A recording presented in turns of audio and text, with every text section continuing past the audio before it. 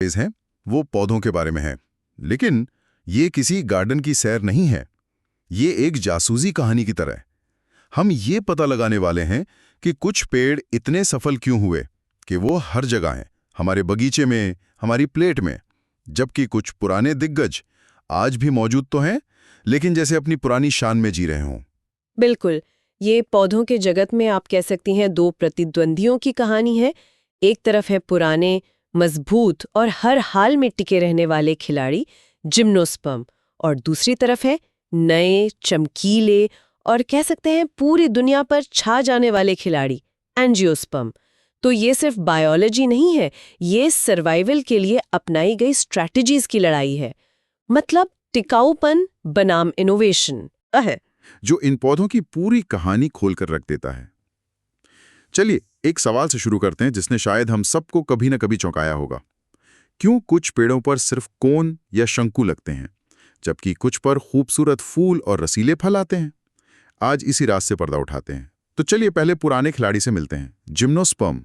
ये जो शब्द है ना जिम्नोस्पर्म, इसी को अगर तोड़कर देखें तो मजा आता है। जिम्नो मतलब नग्न या नेकेड। हाँ, और स्पर्म मतलब बीज या सीड। हाँ, तो नग्न बीज। और यही नाम ही इनकी पूरी पहचान बता देता है ना? एकदम सही। और ये नग्न क्यों है, इसे समझना जरूरी है। इनकी सबसे खास बात यह है कि इनके बीजांड, मतलब वो हिस्सा जो आगे चलकर बीज बनेगा, अच्छा, वो किसी अंडाशय या ओवरी के अंदर बंद नहीं होता। वो बेचारा शुरू से आखिर तक, आप कह सकती हैं, खुला रहता है, मौसम की मार झेलता रहता है। ओहो। इसीलिए जब बीज बनता है तो वो भी पूरी तरह से खुला हुआ या नग्न होता है।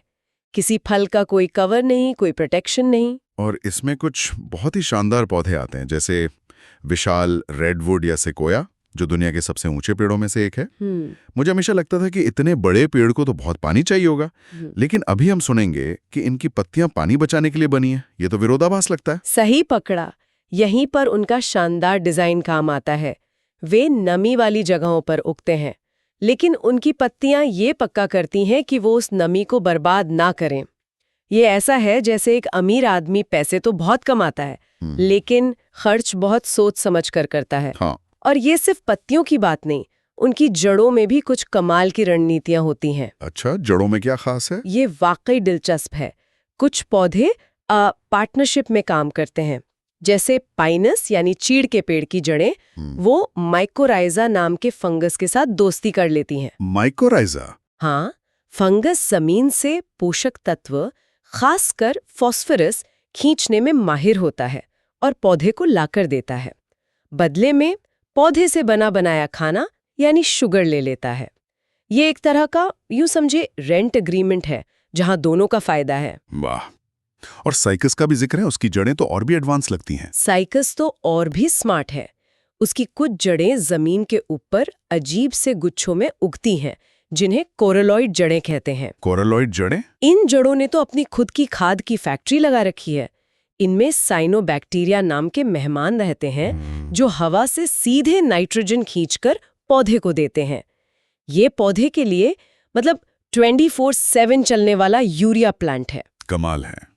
मतलब ये पौधे अपने पोषण के लिए प्रकृति के साथ एक तरह से टीम बनाकर चलते हैं। अब आते हैं उस विरोधाभास पर जिसकी मैंने बात की थी, इनकी पत्तियां। एक मिनट, सुई जैसी पत्तियां? ये तो उल्टा लगता है। ज्यादातर पत्तियां तो चौड़ी होती हैं ताकि ज्यादा धूप ले सकें। ये पौधे कम धूप लेकर कैसे काम चलाते हैं? जहां या तो पानी की कमी होती है या सर्दियों में पानी बर्फ बन जाता है। सही बात है। उनके लिए धूप से ज्यादा कीमती है पानी को बचाना। एक चौड़ी पत्ती वो किसी बड़े कूलर की तरह होती है, जिससे पानी बहुत तेजी से उड़ता है।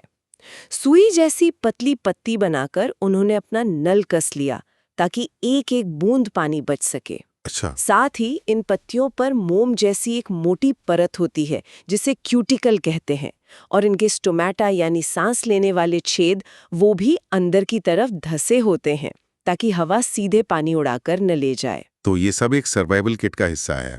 अब इनके रिप्रोडक्शन यानी प्रजनन के तरीके पर आते हैं, जो मुझे लगता है फूलों वाले पौधों से बहुत अलग होगा। स्रोत में कुछ टेक्निकल शब्द हैं, जैसे हेटेरोस्पोरस। सुनने में ये काफी भारी लगता है। क्या इसका मतलब बस ये है कि इनके पास नर और मादा के लिए अलग-अलग तरह के ब्लूप्रिंट होते हैं? बिल्कुल सही पकड़ा, आपने इसे बहुत आसान बना दिया। हेट्रोस्पोरस का मतलब है दो तरह की स्पोर। इसे ऐसे समझें, ये दो तरह के पैकेट बनाते हैं। एक छोटा पैकेट माइक्रोस्पोर जिसमें नल हिस्से का कोड है, और एक बड़ा पैकेट मेगास्पोर जिसमें मादा हिस्से का। ठीक है। और ये पैकेट जिन खास पत्तियों पर बनते हैं उन्हें स्पोरोफिल कहते हैं।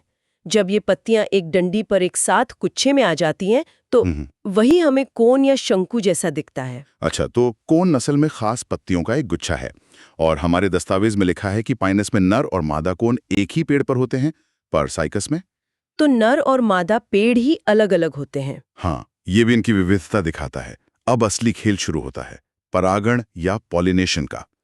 तो आप कह रहे हैं कि हवा से परागण होता है? ये तो बहुत भरोसेमंद तरीका नहीं लगता। हाँ, मेरा भी यही सवाल था। हवा तो कहीं भी जा सकती है, क्या इसमें बहुत सारे परागकण बर्बाद नहीं होते होंगे? बिल्कुल, बर्बादी तो बहुत होती है।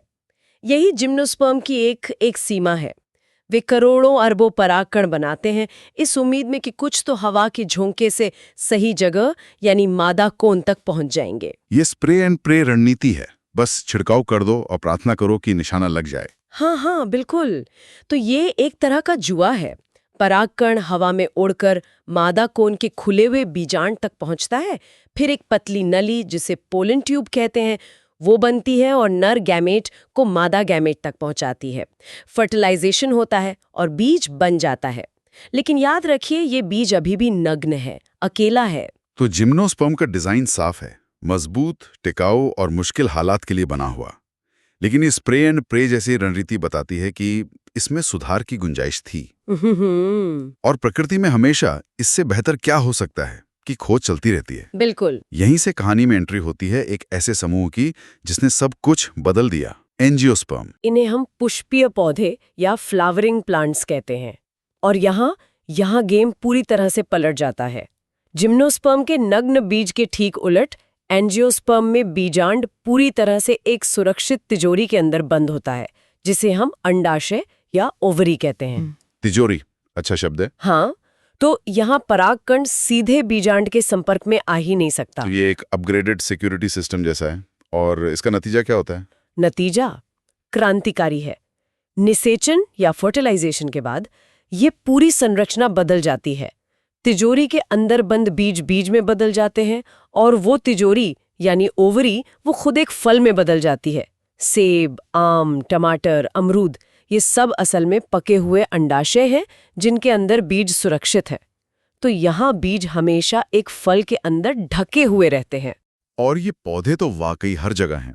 हमारे दस्तावेज में बताया गया है कि ये दुनिया के सबसे छोटे पौधे, पानी में तैरने वाले वोल्फिया से लेकर 100 मीटर से भी ऊंचे यूकेलिप्टस के पेड़ों तक हो सकते हैं। और हमारी जिंदगी तो इनके बिना चल ही नहीं सकती। खाना, कपड़े, दवाइयाँ, ईंधन, सब कुछ तो इन्हीं से आता है। अगर इसे बड़ी तस्वीर से जोड़कर देखें तो फूल का विकास एक मास्टर स्ट्रोक था। सोचिए, जिम्नोस्पर्म हवा के भरोसे बैठे थे, एक ऐसा डाकिया जो कहीं भी चिट्ठी गिरा सकता है। बिल्कुल। लेकिन एंजियोस्पर्म ने फूलों और फलों के जरिए कीड़ों, पक्षियों और जानवरों की एक पूरी फौज को अपना पर्सनल डिलीवरी सर्विस बना लिया। ये सिर्फ परागण नहीं था, ये स्मार्ट मार्केटिंग थी। बिल्कुल। पौधे ने कहा, तुम मेरा पराग सही जगह पहुंचाओ, मैं तुम्हें बदले में मीठा रस या नेक्टर दूंगा। या तुम मेरा फल खाओ और मेरे बीजों को दूर दराज इलाकों में फैला दो। एक डील। हाँ, एक डील। इस सौदे ने ही धरती का चेहरा बदल दिया। ये हवा पर निर्भर रहने से कहीं ज्यादा कुशल, सटीक और भरोसेमंद तरीका था। और इसी स्मार्ट रणनीति ने ही एंजियोस्पर्म को दुनिया में इतना विविध और सफल बना दिया। और इन्हें भी दो मुख्य वर्गों में बांटा गया है ना? द्विबीजपत्री यानी डाइकॉट्स और एक बीजपत्री यानी मोनोकॉट्स। जैसे सूरजमुखी और सरसों डाइकॉट है और गेहूं या केला मोनोकॉट। हाँ बिल्कुल। ठीक है, तो अब तक हमने दोनों प्रतिद्वंदियों की कहानी सुनी। एक तरफ पुराने जमाने के सर्वाइवर जिम्नोस्पर्म, दूसरी तरफ नए, इनोवेटिव और दुनिया पर राज करने वाले एंजियोस्पर्म। तो अगर हम इन्हें आमने सामने रखकर देखें तो इनके गेम प्लान में सबसे बड़े अंतर क्या है? इसे 3 मुख्य पॉइंट्स में समझ सकते हैं। पहला और सबसे बड़ा अंतर है बीज की स्थिति, मतलब उनकी सिक्योरिटी। सिक्योरिटी। हाँ, जिम्नोस्पर्म के बीज नग्न हैं, बिना किसी कवर के। वहीं एंजियोस्पर्म के बीज हमेशा एक फल के अंदर ढके हुए और सुरक्षित होते हैं। ये डिफेंस का पहला लेवल है। और दूसरा अंतर इनके मार्केटिंग टूल में है, मतलब इनके प्रजनन अंग। सही पकड़ा। जिम्नोस्पर्म के पास कोन या शंकु होते हैं जो काफी सीधे साधे और फंक्शनल होते हैं। वहीं एंजियोस्पर्म के पास फूल होते हैं जो रंग, खुशबू और नेक्टर के साथ कीड़ों और जानवरों को आकर्षित करने के लिए बने हाई-टेक विज्ञापन हैं। और यही फूल बाद में फल बनकर बीजों को फैलाने में भी मदद करते हैं। और तीसरा अंतर थोड़ा टेक्निकल है, लेकिन विकास की कहानी को समझने के लिए जरूरी है। ये उनके जीवन चक्र से जुड़ा है। हाँ, हमारे स्रोत में इसका जिक्र है। पुराने पौधों जैसे ब्रायोफाइट्स और टेरिडोफाइट्स में गैमेटोफाइट, मतलब जो हिस्सा गैमेट्स बनाता है, अच्छा। वो एक अलग स्वतंत्र पौधा होता था और उसे प्रजनन के लिए पानी की जरूरत होती थी। जिम्नोस्पर्म ने एक बड़ा कदम उठाया। इनमें गैमेटोफाइट बहुत छोटा हो गया और अपने मुख्य पौधे स्पोरोफाइट पर ही निर्भर रहने लगा। उसे अलग से जीने की जरूरत नहीं रही। तो पानी पर निर्भरता कम हो गई। हाँ, ये पानी पर निर्भरता से आजादी की तरफ एक बहुत बड़ा कदम था। एंजियोस्पर्म ने इस ट्रेंड को और भी आगे बढ़ाया और गैमेटोफाइट को कुछ ही कोशिकाओं तक सीमित कर दिया। इसने उन्हें जमीन पर जीवन के लिए और भी बेहतर बना दिया। तो आज हमने जिम्नोस्पर्म के प्राचीन और कठोर डिजाइन से लेकर एंजियोस्पर्म के रंगीन, विविध और सफल संसार तक की एक गहरी यात्रा की। हमने देखा कि कैसे नग्न बीज और ढके हुए बीज का एक बुनियादी सा दिखने वाला अंतर पौधों के जगत में इतना बड़ा रणनीतिक बदलाव ले आता है। यह सिर्फ बायोलॉजी नहीं, यह सर्वाइवल की एक शानदार कहानी है। और इससे एक महत्वपूर्ण सवाल ये भी उठता है। हमने देखा कि जिम्नोस्पर्म चरम स्थितियों में जीवित रहने के लिए कितने बेहतर तरीके से अनुकूलित है। उनकी सुई जैसी पत्तियां, पानी बचाने की क्षमता, मजबूत लकड़ी, ये सब मुश्किल हालात से लड़ने के लिए बने हैं। बिल्कुल। तो सोचने वाली बात यह है कि भविष्य में जब जलवायु परिवर्तन और चरम मौसम की घटनाएं लगातार बढ़ रही हैं, तो क्या ये old school survival skills in पुराने पौधों को आधुनिक दुनिया में टिके रहने का एक नया फायदा दे सकती हैं? क्या ऐसा हो सकता है कि जब नए खिलाड़ी संघर्ष कर रहे हों, तब ये पुराने दिग्गज अपनी सहनशीलता के दम पर वापसी करें? ये विचार करने के लिए एक दिलचस्प बात। कभी सोचा है कि बारिश के बाद लॉन में जो अचानक